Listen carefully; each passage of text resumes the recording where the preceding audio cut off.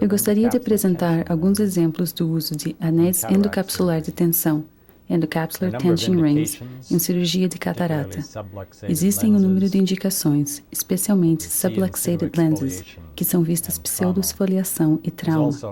Existem também apêndices para anerídea ou a íris artificial. O primeiro caso, zonular dehiscence, visto pré-operativamente e visto aqui à direita da tela, onde a borda da lente é vista durante a disseção de hidro. E então, quando o endoesqueleto da catarata é removido, a área ectotorial, na parte da cápsula, colapsa quando paramos a irrigação.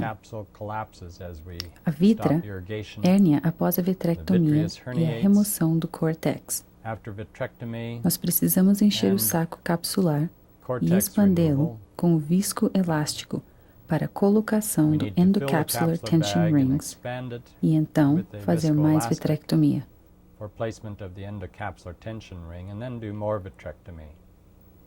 Este gráfico mostra como o anel é colocado para criar outro endoesqueleto e para manter a circunferência da lente e para manter a separação entre a câmara anterior e a câmara posterior.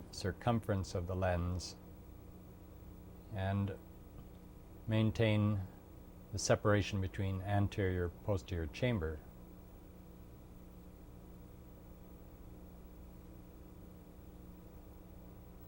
Neste caso, estamos usando a técnica de mão sobre mão. Este é um dos meus primeiros casos. Eu agora uso o injetor goiter em todos os casos. The goiter injector in all cases. Depois do anel estar no lugar, a lente pode ser posta como normalmente. Vocês podem ver a borda da cápsula com o anel no lugar quando colocamos a lente. E agora, vitrectomia adicional é performada para qualquer resíduo de vítrea herniada. E no final desse caso, a lente é centerizada e a cápsula está no lugar. Este caso ilustrará o uso do anel diafragma de coloboma, coloboma diaphragm ring, para este caso traumático com perda de íris e zônulo.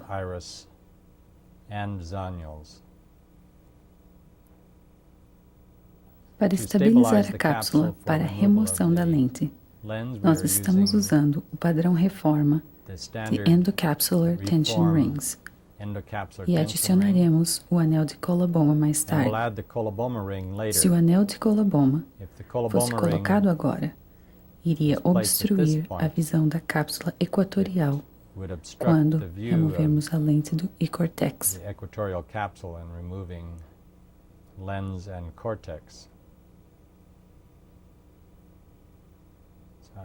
Após a disseção de hidro, hydrodissection, e delineação de hidro, hydrodelineation, esta lente será removida e o endocapsular tension ring estabilizará a cápsula. Apesar da falta de zônula,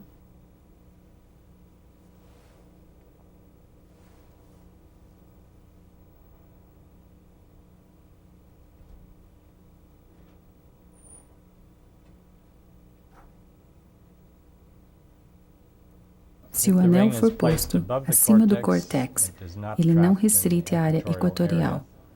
Vocês podem ver um pouco de resistência desta última fibra sendo enrolada pelo anel. Agora, o anel de coloboma é colocado e a rotação feita para fechar este defeito na íris aqui. A opção, nesse momento,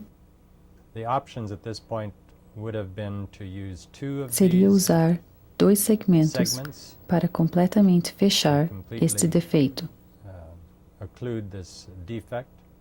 Nós decidimos, porque somente tínhamos um disponível, fechar a íris com um ponto e também criar uma pupila e evitar um reflexo do defeito na íris. a pupil and avoid disabling glare from the defect in the iris.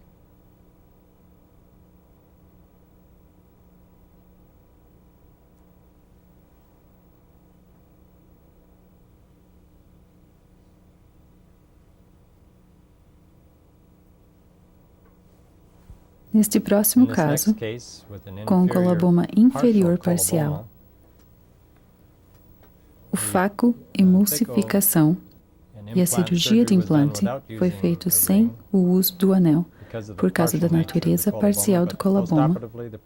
Mas pós-cirurgicamente, o paciente teve sintomas de reflexo na borda, e vocês podem ver no exame, feito pela lâmpada de hendedura, slit lamp, porque a borda da lente estava absorvendo a luz e refletindo-a. 3 semanas após a operação, o paciente foi levado novamente à cirurgia. A primeira incisão foi aberta e o diafragma de coloboma e endocapsular tension ring postos no lugar. Viscoelástico foi usado para separar a cápsula anterior da lente cápsula posterior e então do endocapsular ring. Com o diafragma de coloboma, vocês podem ver que estes anéis não podem ser postos com um shooter por causa da bandagem. Então, tem que se desenvolver a técnica para usar 2 instrumentos para se colocarem os anéis. Esta é uma incisão temporal, então a parte inferior do olho está ao lado direito da tela. E vocês podem ver que esse diafragma agora fechou aquela área. Quando vocês têm extensivos zonuleses, como neste caso, colocando um endocapsular ring não centraliza a cápsula e o implante. Então, o inovativo appendage do Dr. Cioni, com um eyelet para fazer pontos que vem sobre a cápsula anterior e está ancorado à esclera, pode ser utilizado para puxar essas cápsulas excêntricas em uma posição central e estabilizá-las. Viscoelástico é colocado debaixo da cápsula para separar o córtex e a cápsula. E então o anel é colocado debaixo da cápsula. E como falei antes, com esse tipo de anel não podemos usar um injetor, mas devemos usar 2 instrumentos. O ponto é costurado no eyelet e o trailing eyelet do anel é posto dentro do saco da cápsula. E então o ponto é trazido para fora por flaps esclerar previamente postos. Um ponto com 2 braços é usado, e agora eu amarro debaixo desta flap, aba, e quando o ponto é puxado para cima e amarrado, ele puxará o saco capsular inteiro e a catarata numa posição central, ancorando-o na esclera, centralizando a câmara posterior, intraocular lens. Um nó slip é amarrado nesse momento, pois então, ao final do procedimento, essa centralização pode ser verificada antes de amarrar um nó permanente.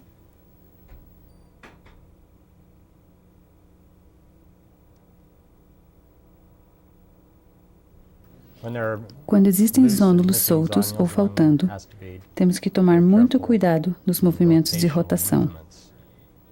Haviam alguns vitra herniados e zônula aqui que foram cortados.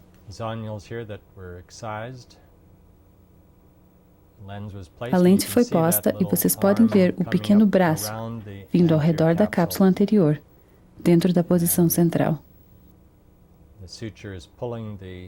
Capsule into a central position.